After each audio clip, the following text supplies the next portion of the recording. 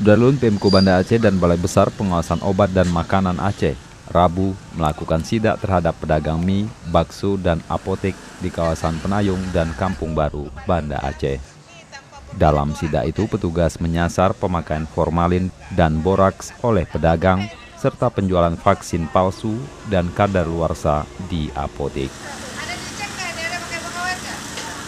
Ada ya? Udah, pausan udah. Ya, ungu warnanya ungu. Ya. Namun dari pemeriksaan petugas BBPOM terhadap sejumlah pedagang, tidak ditemukan pemakaian zat berbahaya tersebut. Demikian juga di apotek tidak menjual vaksin palsu. Puskesmas juga. Puskesmas ada, kemarin juga ada. Puskesmas beli obat dari pihak 3, Bu. Enggak, puskesmas Kalau dari vaksin pemerintah. khususnya dari ini Dinas Kesehatan. Kalau dinas kesehatan tuh kan gratis, cuma jadi nggak ada tuh puskesmas beli, mana duitnya dia.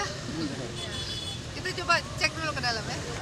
Sidak itu untuk memantau kepatuhan pedagang terhadap larangan penggunaan zat kimia berbahaya. Sebab sebelum Ramadan, tim Pemko Banda Aceh dan BBPOM menemukan sejumlah pedagang mie memakai formalin dan boraks. Ini bagus ya, sesuai. Cuma penyimpanannya ini. Dan kita sebaiknya memperbaiki juga sih. Penyimpanannya harusnya di kulkas cold chain. Ini kulkas rumah tangga. Cold chain itu ada suhunya 2-8 derajat Celcius. Jadi itu harus memang suhu daripada vaksin itu harus memang terkontrol. Jadi alhamdulillah untuk Banda Aceh saat ini kita belum menemukan. Kalaupun tadi Aceh Barat ada ditemukan, tapi bukan vaksin palsu, tapi yang sudah kadaluarsa.